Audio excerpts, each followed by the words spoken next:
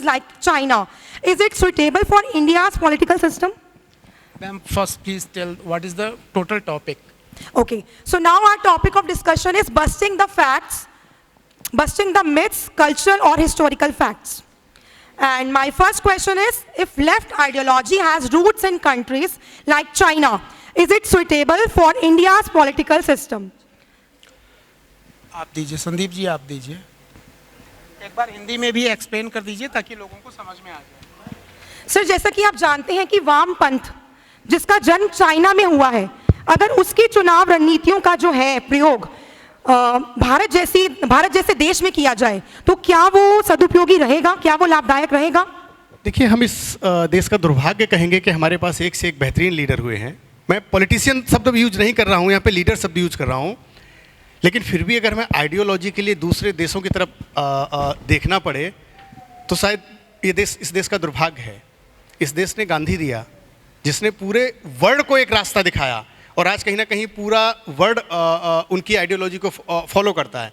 लेकिन फिर भी यहाँ कुछ लोग हैं जो इस देश को तोड़ने के लिए, इस समाज को तोड़ने के लिए और सिर्फ अपनी व्यक्तिगत महत्वाकांक्षाओं को पूरा करने के लिए सर्टेन आइडियोलॉजी को उधार लेके आ जाते हैं और उन्हीं आइडियोलॉजी पे आके पॉलिटिक्स करने लगते हैं। आज अगर देखिए तो देश बहुत बड़े दोराहे पे खड़ा है। हम दो तरह के विंग की बात करते हैं, एक राइट विंग की और एक लेफ्ट विंग की। लेफ्ट विंग की अपनी आइडियोलॉजी है, अपनी सोच है और उसको लेके खूब मारामारी करता है। राइट विंग उसको कह दिया जाता है जो हिंदुत्व के फेवर में बोलता है, जो सनातन के फेवर में बोलता है, जो जय श्री राम बोल देता है। कहीं ना कहीं हमें सोचना पड़ेगा कि अगर इस देश में कोई व्यक्ति इस समाज की भलाई की बात कर रहा है, इस देश की भलाई की बात कर रहा है, डेवलपमेंट की बात कर रहा है, इंफ्रास्ट्रक्चर की बात कर रहा है, एजुकेशन की बात कर रहा है, तो वो केवल राइट विंग कैसे हो सकता है? वो एक्चुअल में इस देश का लीडर है, वो एक्चुअल में इस देश के बारे में सोचता है। लेकिन क्योंकि जो अंग्रेजों का एक सिस्टम था कि डिवाइड एंड रूल, उस पॉलिसी को कुछ लोग आज भी उधार में लेके कंटिन्यू कर रहे हैं। डिवाइड करना है तो उधार की पॉलिसीज़ को, उधार की आइडियोलॉजी को लेके आओ, इस देश के लोगों को बांट दो और राजनीति करने की कोशिश करो। जैसे जिस तरीके के मिथ की हम बात करते हैं, इस देश पे बहुत सारे ऐसे आरोप थोप दिए जाते हैं जिनके बारे में एक्चुअल में इस देश में वो चीज़ें कहीं नहीं थी। आज पूरा देश जातिवाद की आग में झुलस रहा है। सब जानते हैं, कहीं दलित चिंतक उठ खड़े होते हैं, कहीं सवर्ण चिंतक उठ खड़े होते हैं, कहीं मुस्लिम आइडियोलॉजी के लोग अपना अलग झंडा ले लेते हैं। क्या इस देश में जाति व्यवस्था थी? अगर आप मुगल काल के पहले कहीं भी किसी भी वेद को, किसी भी किताब को उठा के देख लो, आपको कहीं जाति व्यवस्था नहीं मिलेगी। जहाँ तक बात की गई है वर्ण व्यवस्था, वर्ण व्यवस्था क्या है? मैनेजमेंट भी वर्ण व्यवस्था से आया है। जितने भी लोग जाति व्यवस्था की बात करते हैं, वर्ण व्यवस्था की बात करते हैं, वो मैनेजमेंट को छोड़ दें। मैनेजमेंट में सीईओ है, क्या सवर्ण नहीं है? क्या वो एक प्यून के साथ बैठ के अपने इंपॉर्टेंट डिस्कशन करता है? नहीं करता है। वहाँ भी तो जाति व्यवस्था है, लेकिन नहीं कह सकते। क्यों? क्योंकि वहाँ अगर बात करेंगे इस तरह की तो बिजनेसमैन उन्हें समझा देगा हिंदी में कि भाई तुम हमारी कंपनी में अगर ड्रामेबाजी करोगे तो भाई हम तो अपने बिजनेस के साथ तो कंप्रोमाइज़ नहीं करेंगे। लेकिन हाँ, समाज को तोड़ने के लिए वो यहाँ दुनिया भर की राजनीति सिखा दी जाएगी, दुनिया भर की जाति व्यवस्था समझा दी जाएगी। और इस देश में जहाँ बेटियों को पूजा जाता हो वहाँ महिलाओं का सबसे ज़्यादा उत्पीड़न दिखा दिया जाता है।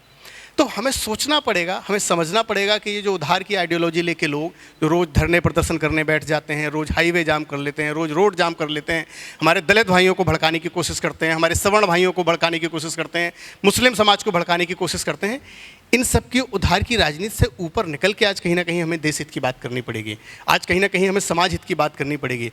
आज कहीं ना कहीं हमें अपने बच्चों के भविष्य को सुरक्षित करने के लिए इन चीज़ों के बारे में सोचना पड़ेगा। आज यूरोप भी इसी चीज़ से झुलस रहा है। आज यूके भी इन्हीं सब चीज़ों से परेशान है। आप वर्ल्ड में कहीं भी चले जाइए, कहीं भी आपको शांति नहीं मिलेगी। सिर्फ और सिर्फ उसका कारण ये है कि कुछ महत्वाकांक्षी लोग जानबूझ के समाज को बांट के लोगों के घर जला के अपनी दुकानें चला रहे हैं। इसलिए जो भी इस तरह के मिथ्स फैलाने की कोशिश करते हैं, पर्दा प्रथा की लोग बात करते हैं, क्या पर्दा प्रथा समाज में था? कभी नहीं था। मुगल काल में जब हिंदू समाज ने देखा कि खुल के बेटियां उठाई जा रही हैं, उनके साथ अभद्र तरह की घटनाएं हो रही हैं, तो मजबूरन पर्दा प्रथा आई, मजबूरन रात्रि में शादियों की प्रथा आई। इसके पहले तो कहीं नहीं थी। आप कहीं भी बेद उठा के देख लीजिए, जितनी भी शादियां मिलेंगी सब सुबह के समय हुई हैं, सब दिन के समय हुई हैं। लेकिन कहीं ना कहीं जो इस देश के ऊपर बहुत बड़ा कलंक रहा मुगल काल का, उसने केवल समाज को नहीं तोड़ा, उसने सिर्फ धर्म को नहीं तोड़ा, उसने सिर्फ हमारी आइडियोलॉजी को नहीं तोड़ा, उसने हर उस चीज़ को तोड़ने की कोशिश की जो इस देश, इस समाज के विकास के लिए बेहतर कर सकती थी। नालंदा यूनिवर्सिटी, तक्षशिला यूनिवर्सिटी, इस तरह के जितने भी इंस्टीट्यूशन थे सब जलाए गए। गुरुकुल चुन चुन के बंद किए गए और गुरुकुल में पढ़ाने वाले शिक्षकों को जानबूझ के मारा गया। महिलाएं जो आगे बढ़ के एक से एक अच्छी वीरांगनाएं निकली हैं, एक से एक अच्छी योग्य महिलाएं इस समाज में निकली हैं, लेकिन जानबूझ के उनको इतना उत्पीड़न किया गया कि वो आगे निकल के ना पाएँ। तो इसलिए कहीं ना कहीं बहुत सारे मिथ्स हैं, बहुत सारी गलतफहमियां हैं, बहुत सारी गलत टीचिंग्स हैं जो हम लोगों के बीच में फैलाई जाती हैं और हमें भड़काने की कोशिश की जाती है। इसलिए मैं इतना ही इसमें कंक्लूड करूंगा कि बीइंग ए रिस्पॉन्सिबल सिटीज़न, ये हमारी रिस्पॉन्सिबिलिटी बनती है कि अगर हमसे कोई जाति की बात करता है, कोई वर्ण की बात करता है, कोई धर्म की बात करता है, या किसी भी तरह की हमारे धर्म या हमारे समाज या हमारे ऊपर उंगली उठाने की कोशिश करता है, तो उससे एक बार ये पूछ लो कि आप इसका जो रेफरेंस दे रहे हो क्या ये वैलिड है। ऐसा तो नहीं है कि किसी वामपंथी इतिहासकार ने एक बार लिख दिया कि भाई राम सिंह जो था वो चोर था, भले ही वो राम सिंह उस समय था ही नहीं समाज में। दूसरा इतिहासकार आया, उसने कहा कि देखो उस वाले वामपंथी इतिहासकार ने कहा था कि राम सिंह तो चोर था, और पूरे के पूरे वामपंथी ताली बजाते हैं कि नहीं भाई राम सिंह तो चोर था, और लास्ट में क्या हुआ, इतिहास में राम सिंह को चोर साबित कर दिया गया, जबकि फैक्ट ये था कि ना राम सिंह था और ना उसने चोरी की। इस तरह की जो जितनी भी धारणाएं समाज में आ रही हैं उनसे बचने की ज़रूरत है, और उनसे न केवल अपने आप को बल्कि दूसरों को भी कहीं ना कहीं सावधान करने की ज़रूरत है। धन्यवाद। तो सर, ये तो आज के युवाओं से अपील है कि वो किस तरह से जातिवाद से ऊपर उठकर एक ऐसे भविष्य का, एक ऐसे भारत का निर्माण करेंगे जहां पर एक ऐसे नेता को चुना जाए जो धर्म जाति सबसे ऊपर उठा हुआ हो, किसी भी भेदभाव में फंसा ना हुआ हो। तो आज के युवा इस विषय में क्या सोचते हैं, वो क्या अपना तर्क देते हैं? आप तीनों में से यदि कोई आंसर देना चाहे तो प्लीज मैं आप बताएं। पत्रकार नीता त्रिपाठी जी को आमंत्रित करूंगी कि वो सर ने जो बात रखी है वो उससे सरोकार रखती हैं या नहीं रखती हैं। हेलो हेलो सर ने जिन बिंदुओं पे अभी चर्चा की है हम लोग के सामने रखे हैं कि हमारे यहाँ जाति व्यवस्था, वर्ण व्यवस्था और इन सब से ऊपर उठ करके हम एक सिटीजनशिप, मतलब एक सच्चे भारतीय होने का अपना जो रोल है वो अदा करें। तो मैं बिल्कुल इनसे मैं पूर्ण रूप से सहमत हूँ, और इसी कड़ी को मैं आगे जोड़ते हुए आपके बीच ये कहना चाहती हूँ कि ये बात सही है कि मैकाले पद्धति की जो शिक्षा, कहते हैं कि अगर किसी भी देश को तोड़ना हो, मरोड़ना हो, तो सबसे पहले उसके युवाओं को और उसकी शिक्षा पद्धति को कमज़ोर कर दो।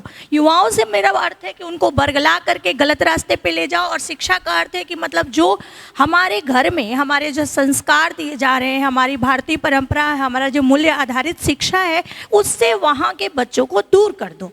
तो मैकाले शिक्षा के माध्यम से पहले तो हम लोगों के साथ ऐसा किया गया, और उसको इस तरह से हमारे इतिहास को तोड़ मरोड़ कर प्रस्तुत किया गया, और हमारे बच्चों में ये कूट कूट करके भर दिया गया कि हमारा जो इतिहास है वो हम लोग के बीच में गलत ढंग से हम लोग के मध्य रखा गया। मैं ये नहीं कह रही हूँ कि सारे ही चीज़ उसमें गलत थे, क्योंकि ऐसा नहीं है। आज़ादी के बाद हमारा देश बहुत विकास भी किया है, और हम इसीलिए आज इस अवस्था पे पहुँच गए हैं कि हम अपने आप को, अभी तक तो हम विकासशील भारत ही पढ़ते आए हैं, लेकिन आज हम ऐसी सरकार के मध्य खड़े हैं जो हमें विकसित होने के स्वप्न को दिखा रहा है, और विज़न रखा गया है कि 47 में हम विकसित भारत के रूप में अपने आप को विकसित करें। तो बार बार सर का ये कहना था कि हम वामपंथ, कहने का मतलब जो पीछे से आइडियोलॉजी हमें दी जा रही है, सिखाई जा रही है, हम उससे बाहर निकल के एक आत्मनिर्भर भारत की तरफ बढ़ें, एक विकसित भारत की संकल्पना की तरफ बढ़ें,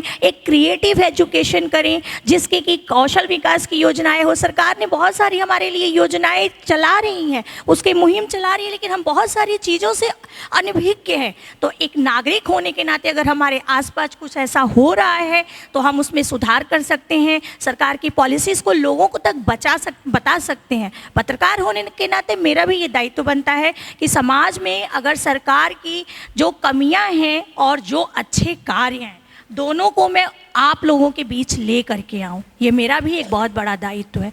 तो जो भी हमारी पॉलिसीज़ हैं, जो हमारे सर ने अभी बताया है, हमारी शिक्षा पद्धति है, और हमारे देश के विकास के लिए जो हम युवा कर सकते हैं, अपने युवा होने का दायित्व पूरा करें। इसी के साथ मैं अपनी वाणी को विराम देती हूँ। बहुत बहुत धन्यवाद। बहुत खूब, बहुत अच्छे तरीके से इन्होंने अपनी बात रखी है। तो इनकी बातों से एक बात तो स्पष्ट है कि जागरूकता